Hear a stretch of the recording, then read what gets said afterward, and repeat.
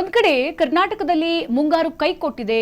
ಈ ಮಧ್ಯೆ ಬರದ ಛಾಯೆಯಲ್ಲಿ ಕಾವೇರಿಯೂ ಕೂಡ ಶಾಪವನ್ನ ಕೊಡ್ತಾ ಇದ್ದಾಳೆ. ಕುಡಿಯೋಕೆ ನೀರಿಲ್ಲ, ಆದ್ರೂ ಕೂಡ ತಮಿಳುನಾಡಿಗೆ ನೀರು ಬಿಡಬೇಕು. ಇದು ಯಾವ ತರದ ಪರಿಸ್ಥಿತಿ ಕುರಿತಂತೆ ಬ್ರೇಕಿಂಗ್ಸ್ ಲಭ್ಯವಾಗ್ತಾ ಇದೆ. ಕರ್ನಾಟಕ ತಮಿಳುನಾಡು ಮಧ್ಯೆ ಕಾವೇರಿಯ ಕದನ ಶುರುವಾಗಿದೆ.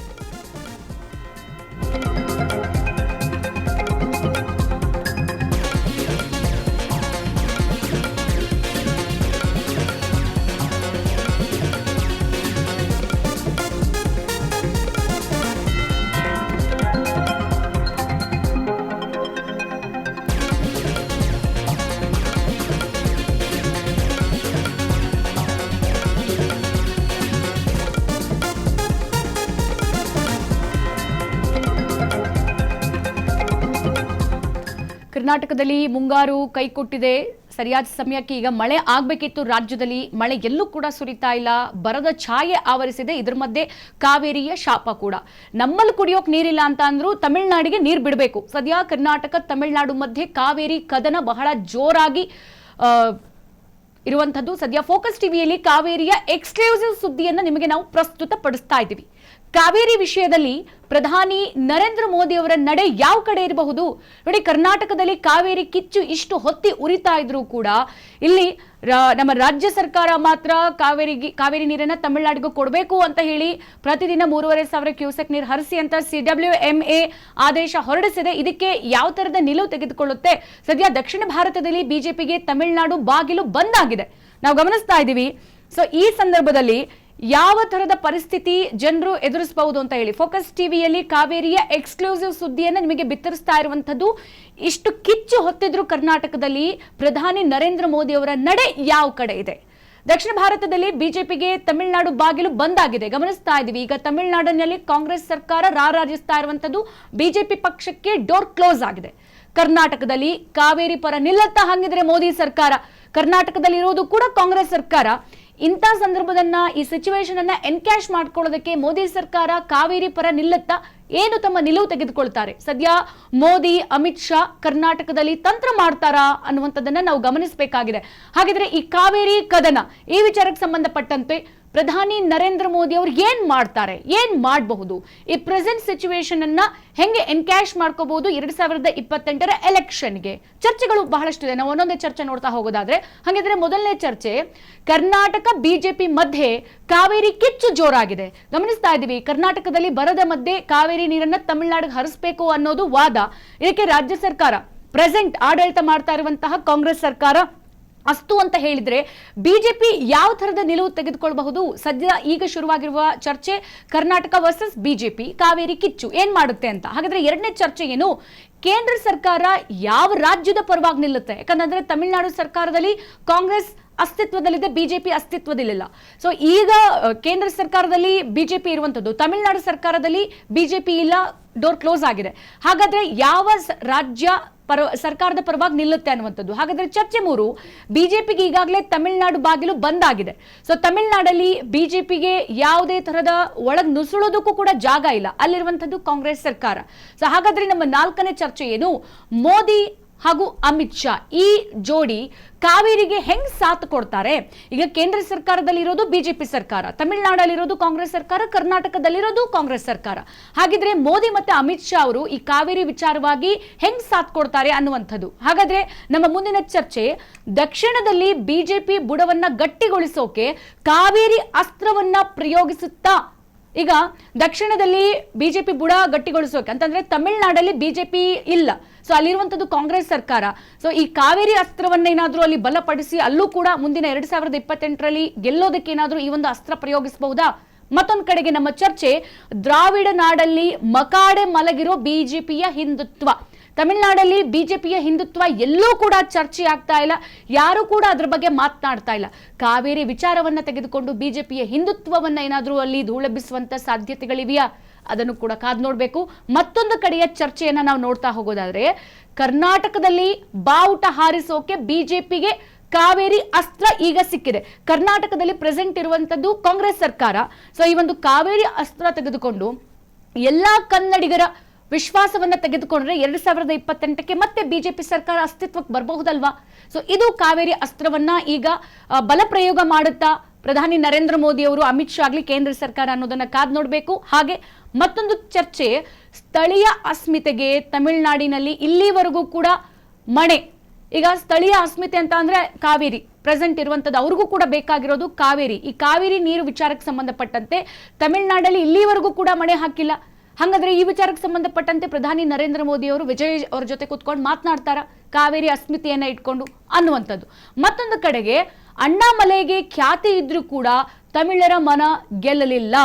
ಸೊ ಈಗ ಪ್ರಧಾನಿ ನರೇಂದ್ರ ಮೋದಿ ಅವರು ಅಣ್ಣಾಮಲೈಗೆ ಅಷ್ಟು ಖ್ಯಾತಿ ಇತ್ತು, ಸೊ ಇದ್ರೂ ಕೂಡ ತಮಿಳಿಗರ ಮನ ಗೆಲ್ಲುವಲ್ಲಿ ಪ್ರಧಾನಿ ನರೇಂದ್ರ ಮೋದಿ ಅವರು ಎಡವಿರಬಹುದು. ಹಾಗಾಗಿ ಅಲ್ಲೂ ಕೂಡ ಬಿಜೆಪಿ ಸರ್ಕಾರ ಅಸ್ತಿತ್ವಕ್ಕೆ ಬರಲಿಲ್ಲ. ಸೊ ಇಲ್ಲಿ ಫೈನಲ್ ಚರ್ಚೆ, ಸ್ವತಃ ಅಣ್ಣಾಮಲೈ ಬಿಜೆಪಿ ತೊರೆದು ಸ್ವಂತ ಪಕ್ಷವನ್ನ ಸ್ಥಾಪನೆ ಮಾಡ್ತಾ ಇದ್ದಾರೆ. ಅಣ್ಣಾಮಲೈ ಬಿಜೆಪಿ ಪಕ್ಷದಲ್ಲಿದ್ರು, ತಮಿಳುನಾಡಲ್ಲಿ ಇದೇ ವಿಜಯ್ ಅವರ ಜೊತೆಗೆ ನಿಂತ್ಕೊಂಡು ಎಲೆಕ್ಷನ್ ನಲ್ಲಿ ಪಾರ್ಟಿಸಿಪೇಟ್ ಮಾಡಿದ್ರು ಕೂಡ ಸೋತ್ರು ಅಣ್ಣಾಮಲೈ. ಈಗ ಸ್ವಂತವಾಗಿ ಅವರದ್ದೇ ಪಕ್ಷವನ್ನ ಕಟ್ಟುವುದಕ್ಕೆ ಚಿಂತನೆಯನ್ನ ಮಾಡಿರುವಂತದ್ದು ಅಣ್ಣಾಮಲೈ. ಸೊ ಈ ಪಕ್ಷವನ್ನ ಸ್ಥಾಪನೆ ಮಾಡಿ ಆಮೇಲೆ ಬಿಜೆಪಿ ಪಕ್ಷಕ್ಕೆ ಏನಾದ್ರೂ ಎಳೆದುಕೊಳ್ಳುವಂತ ಆಲೋಚನೆ ಪ್ರಧಾನಿ ನರೇಂದ್ರ ಮೋದಿ ಅವರಿಗೆ ಇರ್ಬೋದಾ ಅನ್ನುವಂಥದ್ದು. ಮತ್ತೊಂದು ಕಡೆಗೆ ಕಾವೇರಿ ವಿಷಯದಲ್ಲಿ ಬಿಜೆಪಿ ತಮಿಳುನಾಡು ಪರ ಇರುತ್ತಾ? ಈಗ ಕಾವೇರಿ ವಿಚಾರವನ್ನ ನಾವು ನೋಡ್ತಾ ಇದ್ದೀವಿ, ಎಷ್ಟು ದೊಡ್ಡ ಕಿಚ್ಚು ಹೊತ್ತಿದೆ ಒಂದ್ ಕಡೆ ಕರ್ನಾಟಕದಲ್ಲಾಗಿರ್ಬೋದು, ತಮಿಳುನಾಡಲ್ಲೂ ಆಗಿರ್ಬೋದು. ಈ ವಿಷಯದಲ್ಲಿ ಬಿಜೆಪಿ ತಮಿಳುನಾಡು ಪರ ಇರುತ್ತೆ. ಈಗ ಬಿಜೆಪಿ ಪಕ್ಷ ಅಂದ್ರೆ ಕೇಂದ್ರ ಸರ್ಕಾರ ತಮಿಳುನಾಡು ಪರ ಇದ್ದು, ಹೌದು ನೀವು ನೀರು ಬಿಡಲೇಬೇಕು, ತಮಿಳುನಾಡಲ್ಲಿ ಇರೋರು ಜನರು, ಅವರು ರೈತರು, ಅವ್ರಿಗೂ ಕೈಗಾರಿಕೆಗೆ ನೀರು ಬೇಕು ಕೊಡಿ ಅಂತ ಅವ್ರ ಪರ ವಾದ ಮಾಡುತ್ತಾ? ಸೊ ಇಷ್ಟು ವಿಚಾರಗಳನ್ನ ನಾವು ಗಮನಿಸ್ತಾ ಹೋಗ್ಬೇಕು. ಹಾಗಾದ್ರೆ ಮತ್ತೊಂದ್ ಕಡೆಗೆ ಈಗ ಇರುವಂತದ್ದು, ಮೋದಿಗೆ ಕಾವೇರಿಯೇ ಹೆಬ್ಬಾಗಿಲು ಆಗಬಹುದಾ ಅಂತ ಹೇಳಿ ಹೆಂಗ್ ಹೇಳ್ತೀರಾ? ಹೆಂಗೆ ಫೋಕಸ್ ಟಿವಿ ಇದನ್ನ ಅನಲೈಸ್ ಮಾಡುತ್ತೆ ಅಂತ ನಾವು ನೋಡ್ತಾ ಹೋಗೋದಾದ್ರೆ, ಸದ್ಯ ಕಾವೇರಿ ವಿವಾದದಲ್ಲಿ ಕರ್ನಾಟಕ ಪರ ಬಿಜೆಪಿ ನಿಂತ್ರೆ ಎಷ್ಟು ಲಾಭ ಆಗಬಹುದು? ಎಸ್, ಇದು ಬಹಳ ದೊಡ್ಡ ಪ್ರಶ್ನೆ. ಕಾವೇರಿ ವಿವಾದ ಈಗ ಎಲ್ಲಾ ಕಡೆ ಸೃಷ್ಟಿಯಾಗಿದೆ. ಕರ್ನಾಟಕ ಪರ ಪ್ರಧಾನಿ ನರೇಂದ್ರ ಮೋದಿ ಅವರು ಬಿಜೆಪಿ ನಿಂತ್ರೆ 2028ರಲ್ಲಿ ಬಹಳ ಸಾರಾಸಗಟಾಗಿ ಈಸಿಯಾಗಿ ರಾಜ್ಯದಲ್ಲಿ ಮತ್ತೆ ಬಿಜೆಪಿ ಸರ್ಕಾರ ಅಸ್ತಿತ್ವಕ್ಕೆ ಬರಬಹುದು. ಬಹಳ ದೊಡ್ಡ ಲಾಭ. ಹಾಗಾದ್ರೆ ಮತ್ತೊಂದು ಕಡೆಗೆ ದಕ್ಷಿಣ ಭಾರತದಲ್ಲಿ ಬಿಜೆಪಿಗೆ ಕರ್ನಾಟಕವೇ ದೊಡ್ಡ ಹೆಬ್ಬಾಗಿಲು. ಈಗ ದಕ್ಷಿಣ ಭಾರತದಲ್ಲಿ ತಮಿಳುನಾಡಲ್ಲೂ ಕೂಡ ಅಲ್ಲಿ ಈಗ ಸದ್ಯ ಇರುವಂತದ್ದು, ಪ್ರೆಸೆಂಟ್ ಇರುವಂತದ್ದು ಕಾಂಗ್ರೆಸ್ ಸರ್ಕಾರ. ಸೊ ಈಗ ಈ ಒಂದು ಕಾವೇರಿ ಅಸ್ತ್ರವನ್ನ ನಾವು ಮುಂದೆ ತೆಗೆದುಕೊಂಡು ಹೋದ್ರೆ ಕರ್ನಾಟಕಕ್ಕೆ ದೊಡ್ಡ ಹೆಬ್ಬಾಗಿಲು, ಬಿಜೆಪಿ ಮತ್ತಷ್ಟು ಈಸಿ ಆಗುತ್ತೆ ಗೆಲುವಿಗೆ. ಮತ್ತೊಂದು ಕಡೆಗೆ ಕಾವೇರಿ ವಿವಾದದಲ್ಲಿ ಕರ್ನಾಟಕದ ಪರ ನಿಂತ್ರೆ ಬಿಜೆಪಿಗೆ ಶುಭ ಅಂತ ಹೇಳಲಾಗುತ್ತೆ. ಅಫ್ಕೋರ್ಸ್ ಎಲ್ಲರೂ ಕೂಡ ವೇಟ್ ಮಾಡ್ತಾ ಇರೋದು ಕಾವೇರಿ ನೀರನ್ನ ತಮಿಳುನಾಡಿಗೆ ಒಂದು ಹನಿ ನೀರು ಬಿಡಬಾರ್ದು, ನಮ್ಮ ರಾಜ್ಯದಲ್ಲಿ ನಮ್ಮವರಿಗೆ, ನಮ್ಮ ರೈತರಿಗೆ, ನಮ್ಮ ರೈತರ ಕೃಷಿ ಚಟುವಟಿಕೆಗಳಿಗೆ ನೀರು ಬೇಕು. ಇದನ್ನೇನಾದ್ರೂ ಮೋದಿ ಸರ್ಕಾರ ಮಾಡ್ತು ಅಂತ ಅಂದ್ರೆ ಕರ್ನಾಟಕದಲ್ಲಿ ಬಿಜೆಪಿಗೆ ಶುಭಗಳಿಗೆ ಶುರುವಾಗುತ್ತೆ 2028ರ ಎಲೆಕ್ಷನ್ಗೆ ಅಂತ ಹೇಳ್ಬೋದು. ಮತ್ತೊಂದು ಪ್ರಶ್ನೆ, 2028ರ ಎಲೆಕ್ಷನ್ ನಲ್ಲಿ ಬಿಜೆಪಿ ಪ್ರಮುಖ ಅಸ್ತ್ರವಾಗಿಸಿಕೊಳ್ಳಬಹುದು. ನೋಡಿ, 2028ರ ಎಲೆಕ್ಷನ್ ಒಂದಷ್ಟು ಸ್ಟ್ರಾಟಜಿಗಳನ್ನ ಮಾಡ್ಕೊಳ್ಬೇಕಾಗುತ್ತೆ, ಕಾಂಗ್ರೆಸ್ ಆಗಿರ್ಬೋದು, ಬಿಜೆಪಿ ಆಗಿರ್ಬೋದು. ಈಗ ಇದೇ ಬಿಜೆಪಿ ಪಕ್ಷದವರು 2028ರ ಸಂದರ್ಭದಲ್ಲಿ ಮತ ಕೇಳೋದಕ್ಕೆ ಹೋದಾಗ ಇದೇ ಕಾಂಗ್ರೆಸ್ ಸರ್ಕಾರ ನಿಮ್ಮ ಪರವಾಗಿ ನಿಲ್ಲಿಲ್ಲ, ನೀರನ್ನ ತಮಿಳುನಾಡಿಗೆ ಹರಿಸ್ಕೊಡ್ತು, ಆದ್ರೆ ನಾವು ಪ್ರಮುಖವಾಗಿ ನಿಂತ್ಕೊಂಡ್ವಿ, ನೀರನ್ನ ಉಳಿಸ್ಕೊಂಡ್ವಿ ಅಂತ ಈ ಅಸ್ತ್ರವನ್ನ ತೆಗೆದುಕೊಳ್ಬಹುದಲ್ಲ ಓಟ್ ಕೇಳೋದಕ್ಕೆ. ಮತ್ತೊಂದು ಕಡೆಗೆ ಮೋದಿ ಕಾವೇರಿ ವಿಷಯದಲ್ಲಿ ರಾಜ್ಯದ ಪರ ನಿಂತ್ರೆ ಅದೃಷ್ಟ ಕರ್ನಾಟಕಕ್ಕೆ. ಈಗ ಕರ್ನಾಟಕದಲ್ಲಿರೋದು ಕಾಂಗ್ರೆಸ್ ಸರ್ಕಾರ, 2028ರಲ್ಲಿ ಮತ್ತೆ ಎಲೆಕ್ಷನ್ ಆಗಬೇಕು. ಈಗ ಪ್ರಧಾನಿಯವರು ಕಾವೇರಿ ವಿಚಾರದಲ್ಲಿ ರಾಜ್ಯದ ಪರವಾಗಿ ನಿಂತ್ರೆ ಅವರು ಕೂಡ ಮುಂದೆ ಬಂದು ಹೌದು ನೀರು ಬಿಡಬೇಡಿ ಅಂತ ಹೇಳಿ, ಈಗ CWMA ಕಾವೇರಿ ವಿಚಾರಕ್ಕೆ ಸಂಬಂಧಪಟ್ಟಂತೆ ಮುಂದೆ ನಿಂತು ಕಾನೂನು ತಜ್ಞರನ್ನ ಒಳಗೊಂಡಂತೆ ಮಾತನಾಡಿ ನೀರು ಬಿಟ್ಟಿಲ್ಲ ಅಂತ ಅಂದ್ರೆ ಅವ್ರಿಗೂ ಅದೃಷ್ಟ, ಜೊತೆಗೆ ಬಿಜೆಪಿ ಪಕ್ಷಕ್ಕೂ ಅದೃಷ್ಟ, ಮತ್ತೆ ಕರ್ನಾಟಕದಲ್ಲಿ ಕಮಲ ಅರಳೋದಕ್ಕೂ ಕೂಡ ಅದೃಷ್ಟ. ಸದ್ಯ ರಾಜ್ಯದ ಪರ ನಿಂತ್ರೆ ಬಿಜೆಪಿಯ ಸ್ಥಳೀಯ ನಾಯಕತ್ವ ಕೂಡ ಗಟ್ಟಿಯಾಗುತ್ತೆ. ಪ್ರಧಾನಿ ಒಬ್ಬರ ನಿಲುವು ರಾಜ್ಯದಲ್ಲಿರುವಂತಹ ಪ್ರತಿಯೊಬ್ಬ ಬಿಜೆಪಿ ಕಾರ್ಯಕರ್ತ, ಶಾಸಕರಿಗೂ ಕೂಡ ಪ್ಲಸ್ ಪಾಯಿಂಟ್ ಆಗುತ್ತೆ.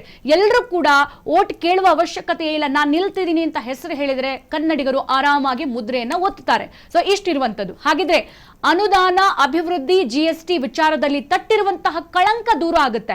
ಈಗ ಏನೋ ಕಾಂಗ್ರೆಸ್ ಸರ್ಕಾರ ವಾದ ಮಾಡ್ತಾ ಇದೆ, ಅನುದಾನದ ವಿಚಾರದಲ್ಲಿ ಬಿಜೆಪಿ ಬಹಳಷ್ಟು ಮೋಸ ಮಾಡಿದೆ, ಅಭಿವೃದ್ಧಿ ಮಾಡಿಲ್ಲ, ಎಲ್ಲ ನೆನೆಗುದ್ದಿಗೆ ಬಿದ್ದಿದೆ, GSTಯನ್ನ ಜಾಸ್ತಿಯಾಗಿ ತಂದ್ಬಿಟ್ಟಿದೆ ಕೇಂದ್ರ ಸರ್ಕಾರ ಅಂತೆಲ್ಲ ಹಿಡಿ ಶಾಪ ಹಾಕ್ತಾ ಇದೆ.